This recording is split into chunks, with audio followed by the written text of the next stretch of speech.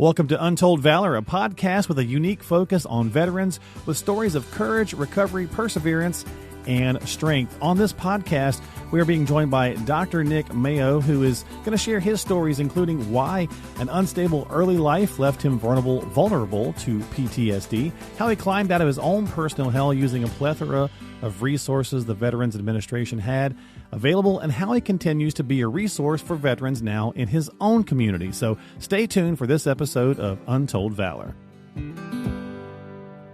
This podcast is brought to you by Voice and Vision, bringing help, hope, and healing to individuals, families, and communities affected by mental illness, addictions, and disabilities in southeastern Pennsylvania. Financial support for this podcast is provided by a Veterans Trust Fund grant from the Pennsylvania Department of Military and Veterans Affairs.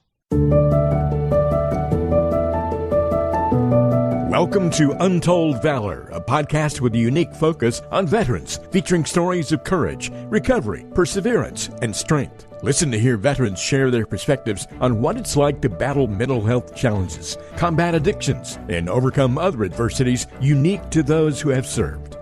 Welcome into the podcast, everybody. Thanks for tuning in to the podcast with myself and Reverend Ben here once again to talk with our very special guest this week on the show. We're always happy to have new folks to share their stories, and we have Dr. Nick Maio. Hopefully I'm saying that right. He's going to tell me here in just a second, who has spent some time in the service, as well as is now a chiropractor and helping folks as well. So really looking forward to sharing his stories.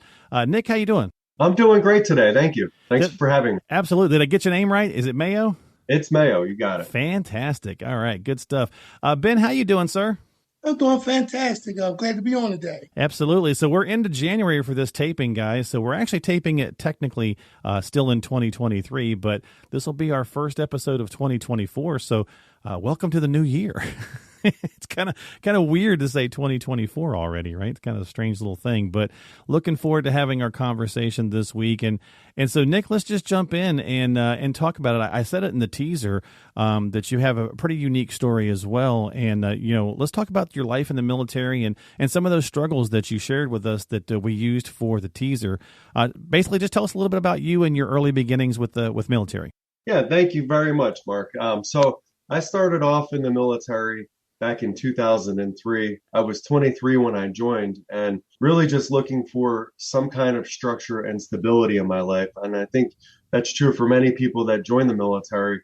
We're not necessarily guided by a strong desire for a career or like have an exact endpoint in mind, but it's an option for those who may be struggling. And there are certainly people that go in to make a career, and that's their goal to initially begin with. But for me, it was really, maybe this is what I need to get my life together. And at the same time, 9/11 had happened. I was always drawn to military life. I watched a lot of movies. My mom married a guy in the Navy, and I lived on some bases for a while. Okay.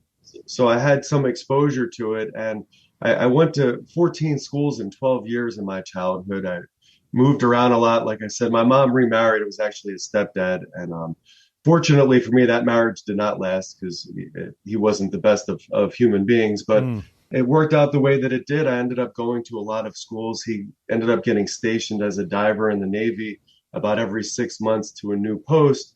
So it just created a very rocky upbringing and back and forth between my mom and my dad in Philly and Virginia. And I really had a hard time ever establishing who I was and what I was doing with myself. So by the time I hit early adulthood, I was in full-fledged chaos and really not sure that there was anything for me. So the Army came about, and I said, let me give this a try.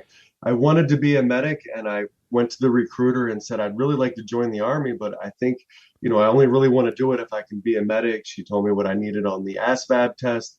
I took that, scored high enough, and there I was at Fort Benning in 2003, getting ready to start a new chapter in my life. And it started off great. I went through training. I really liked the military training. I liked the camaraderie of it. I liked the testing myself and trying to be my best version of myself. And I found that in a way that I hadn't before. So I was really grateful for that. But immediately, as I was in medic training, my unit reached out and said that immediately following this training, they were going to be mobilizing to Iraq. So it was a pretty quick turnaround. And as a medic, I was kind of like, oh my God, I'm going to be doing what I just learned to do in a classroom in real life in a war situation. So it was extremely scary. And I was also, though, curious and excited at the same time. Yeah. So is there anything, you said you went in wanting to be a medic. Was there a particular reason as you were kind of growing up that you felt like that was the calling for you, was medic?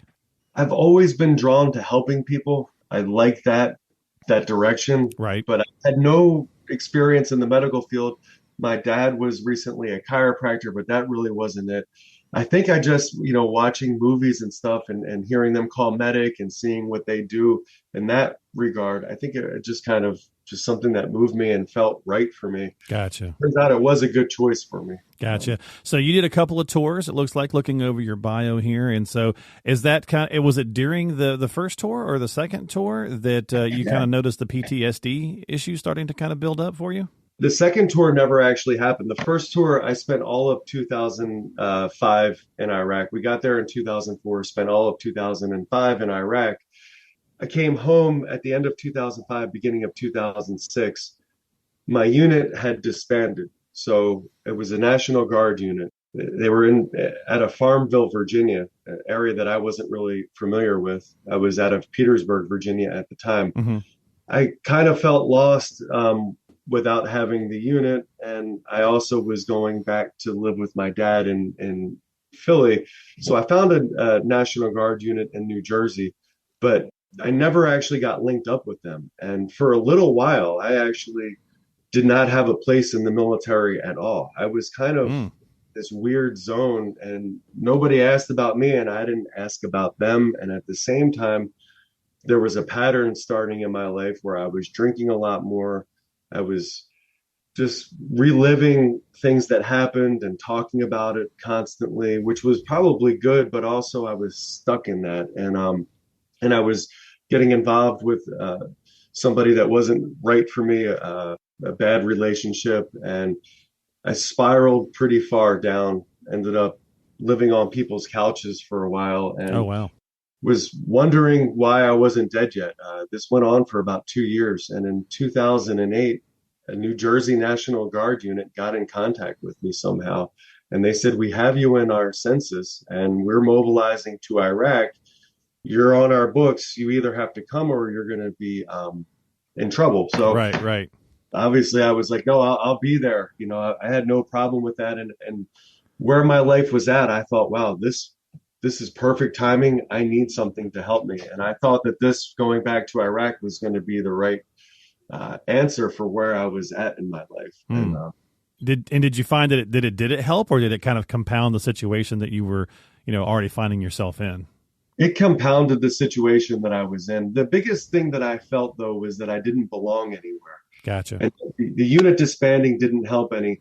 So the feeling of belonging and purpose was all of a sudden rekindled. But at the same time, when I was training, I was really struggling with addiction. And I knew I couldn't help people as a medic if I wasn't in the right state of mind myself. So I had a heart-to-heart with my unit, and it was really embarrassing. It was a new unit to me. They had never really met me. It was only about a month into our relationship while we were getting prepared to go that I brought all this out to them.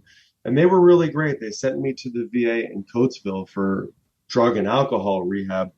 And then they picked me up and we went down to Texas to continue training. When I was there, my sister-in-law was shot and killed. It was just another tragedy on top of other tragedies. A month later, my best friend was died of an overdose. And I completely spiraled at that point. It was like overload for me, PTSD overload. The unit that I was connected to now was going back to the same exact place that I was at prior in Iraq, and that felt too much for me. So the day that I was supposed to report in New Jersey, I was still in Virginia. I was out all night and really just sabotaging the situation, and called my unit up at like 8 a.m. and told them that I couldn't possibly make it to formation. I wasn't even in the right state of mind, but literally I wasn't in the right state location either. So they said, that's fine, but you have to go to the PTSD clinic in Coatesville because we can't just let you disappear. Sure. And I honestly probably still wasn't going to do that. I was just planning on letting my last days ride out. I was done. I felt completely overwhelmed and exhausted with life and didn't really see much point in going forward. Well, that's a pretty amazing. I want to get to the turnaround here in just a second, Nick, but I want to bring Reverend Ben in, because Reverend Ben, this sounds a lot like some of the stuff you've shared as well, right? Through your own personal past, where as a corpsman, right, you had you had your own struggles and addictions and kind of feeling like you didn't belong and trying to find the right spot. So I wanted to have you chime in a little bit here. Sure. Dr. Nick, I can surely relate to what you're saying. Actually, I can kind of parallel to what you're saying. Only difference with me was my addiction really started to reach its peak after I got out the military. However, in the military, there was the drinking, which was acceptable. But I can definitely identify with your pain, be it in the civilian life or in the military, because as we know, addiction carries pain, misery, and chaos. Yeah, indeed. And it's so you're struggling, Nick, and you're going through this, right? You said you're basically done. So on my notes here, I've got the story of the 3 gens. So tell us about the 3 gens and how that saved your life. Yes, it actually has turned into a beautiful tattoo on my back to honor my 3 gens, and I'll talk about that. But, okay, please.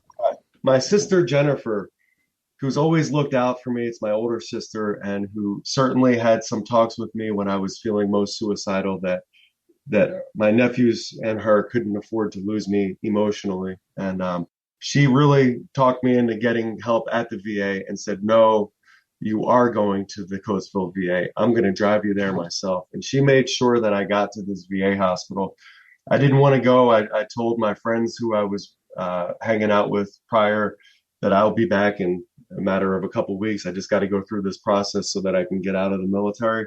So my sister Jennifer was the first part of that. And then I got to the VA hospital, and other people will be able to relate to this. And I know the VA is doing the best that they can. But the first order of defense when I walked in the door was, here's a cocktail of prescription medications for mental health. And I just asked if they would not give me any of those things yet. Is there any way that we could wait about 2 weeks so that they could really analyze me and see where I was at? I said, I'm not at any risk right now to hurt myself or anyone else. I'm here to get better. And can you give me a fair evaluation? And I decided at that moment too, that I was going to check myself at the door. I was going to strip myself down bare and come in there, because I was almost 30 years old and completely dependent on other people for food, shelter. I didn't have a job. I didn't feel like there was a job for me out there. And I was like, I can't live like this. So you know what? I'm here. I'm going to give this program all that I have. And if I don't get through this, or I go back to the same crap that I was doing, I'm done. And I gave myself an ultimatum. And I really attacked that program and told them that I had already found some meditation, and I was into a healthy way of eating and stuff, but that I kept getting lost from that. So they paired me up with a therapist there who taught mindfulness, yoga.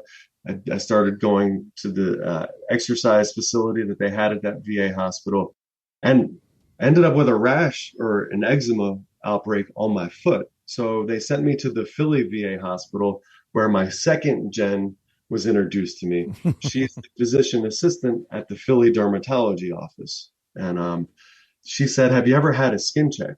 I was like, no, I've never had one. I'm Italian, dark skin. Didn't really think that I needed one. She said, well, let's just do one while you're here. So while looking, she found a mole on my back, took it off, and 2 days later called me and said that it was actually a melanoma growing, which is a malignant cancer, and one that if they can cut it out before it spreads is 100% curable. And if it does spread, especially at that point in time, when there wasn't immunotherapy for it, it was almost 100% fatal. A quick note about that, my mom, in preparation for that second tour in Iraq, had said to me, I don't think you should go. I have a feeling you're not coming back. She was absolutely right. If I had gone to Iraq, that melanoma would have killed me, because it would have been silent until it affected organs that were shutting down. That's the dangerous part about a melanoma. If it's not found on the skin in time, it really spreads through everything, through the lymph system. So My second Jennifer literally saved my life by just recommending that skin exam. A doctor even said that the mole looked fine to him, but she said, no, I want to take it off. And thank God she did. So I finished up that PTSD program. The VA removed the cancer from my back at the University of Penn Hospital. And I stayed with that facility in their homeless domiciliary because I technically didn't have a place to call my own. And I also didn't want to go back to Virginia where my friends were there. And I didn't want to go back to Philadelphia where my friends were there because all of the people that I had accumulated in my life were not right for me at that point. So I stayed at the Coatesville. I didn't really know anybody.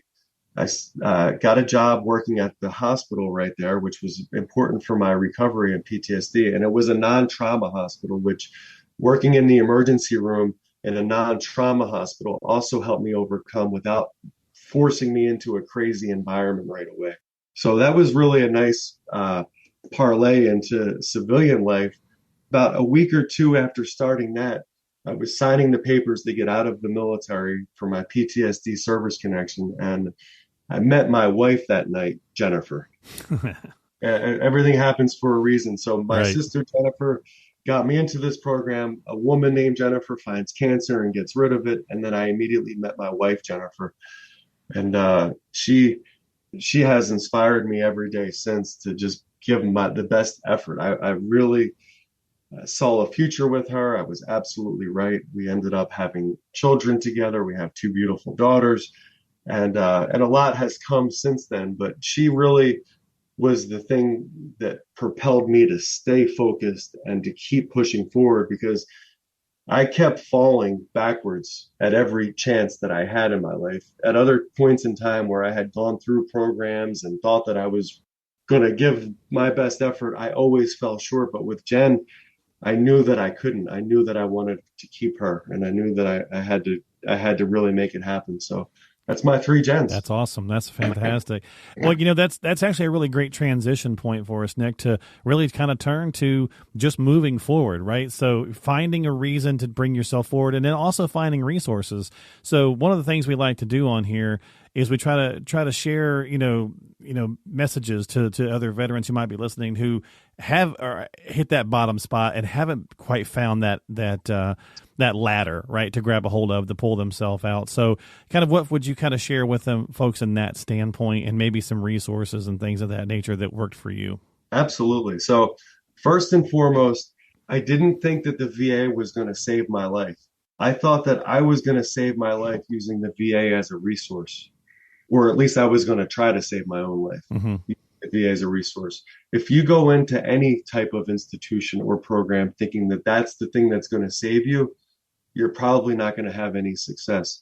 If you realize that you are the one who can save yourself, but that there's all these resources around you to help you do it, you almost always will find success. So I think that's one of the most important things for me, for people to understand, is that full accountability and wanting to make these changes for yourself and use those things around you. And the VA, for as much as we as veterans think that it has failed us, it has a lot of potential to help you. And some ways that it did that, the doctors there found cancer on my back and got rid of that. And the counselors helped me work through PTSD issues, but they also paid for my chiropractic education. Once I was out of the hospital and I was working at the ER, I started taking nursing credits because I was thinking about going to nursing school, and I found out about the vocational rehab program through the VA. My father is a chiropractor, and he said, why don't you look at doing this? The VA is going to pay for it. Took a special test because it's a doctorate program, and they did approve me to pay for that program. And that was a huge benefit.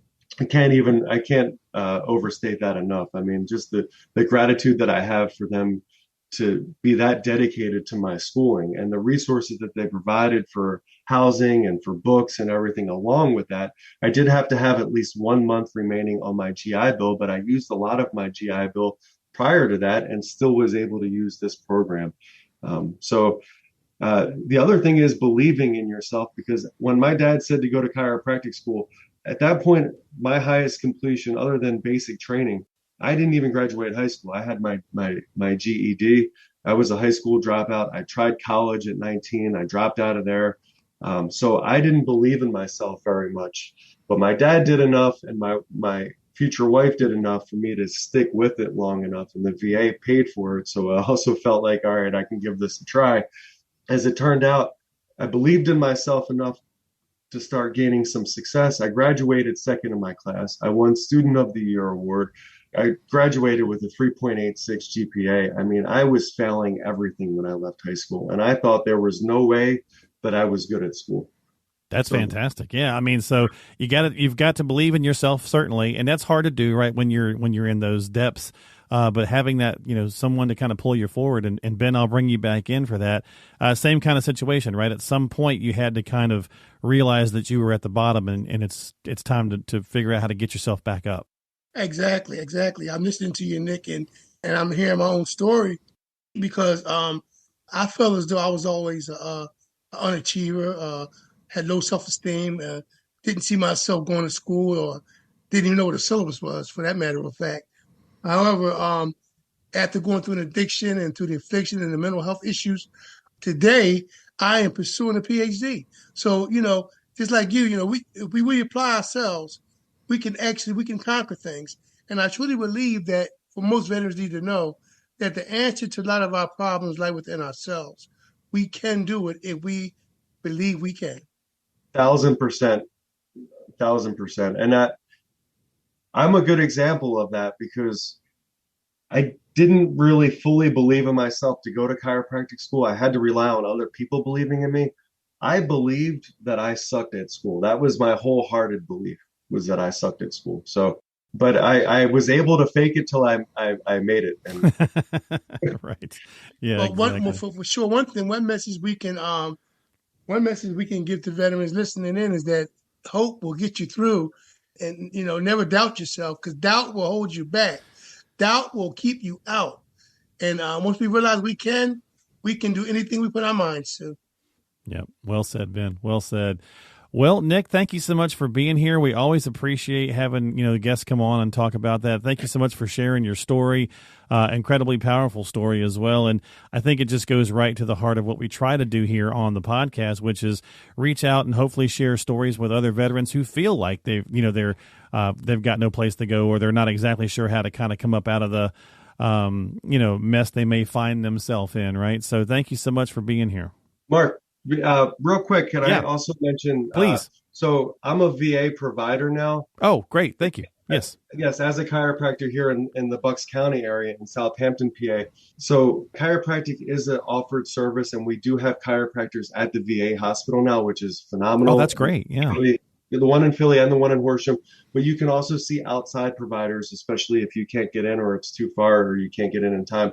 So providers like myself do provide pain relief through chiropractic care for free to veterans, that's paid for by the VA. And also, while someone's getting set up, if they're service connection disability, I see them for free until they get set up with the VA.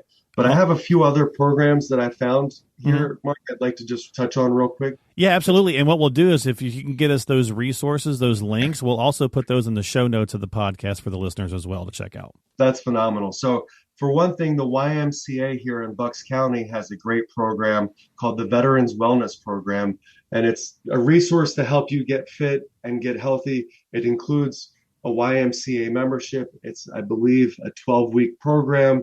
Each week they guide you through different checkpoints, and you're doing it as a group, which I always felt helpful as a veteran going through my own therapy and counseling and everything. But that's a great resource, and that could be found on the YMCA's website, but also by through email, and that will be included in the resources that I share. Shamrock Reins is a horse farm in the Bucks County area. She does PTSD therapy for veterans utilizing horses, and it's significant success and an amazing program. I'll also share that. It's a great way for veterans to get help in a non-conventional way. Chase Bank, they're my neighbors next door to me here. They also offer a plethora of free resources, including all of their banking products are free with no fees associated with them for veterans. So I think that's important to know. And then for a complete A through Z list, of resources available in the Bucks County and Montgomery County area. The Chalfont VFW, and I'll provide that link, has an A through Z resource listing, and it is a very comprehensive list, and you can see from there how many things are out there for veterans to take advantage of. That's fantastic. Thank you so much, Nick, for sharing all those. And yeah, like I said, we'll put those in the show notes, the description details for the podcast, and that way folks can just click on whatever links they would like to learn more about. And that's just amazing, man. Thank you so much for being here, sharing the story, sharing the links. I mean, all of it. Thank you so much. Thank you for having me. Appreciate your time. Absolutely. Ben, thanks for being here as always, my friend. We're going to wrap up this episode of Untold Valor, but if you need some help, you've got some questions, whatever that might look like, again, we put a ton of resources up on the details of each and every episode of the podcast, so please feel free to check those out and reach out and get some help if you need to. Talk with the team at voiceandvisioninc.org if you need some help there as well. We'll have the link for you also. So thank you so much for this episode of Untold Valor and our special guest, Dr. Nick Maio. You've been listening to Untold Valor by Voice and Vision. We hope you found the information and resources discussed today helpful. As always, thank you for listening and for your support.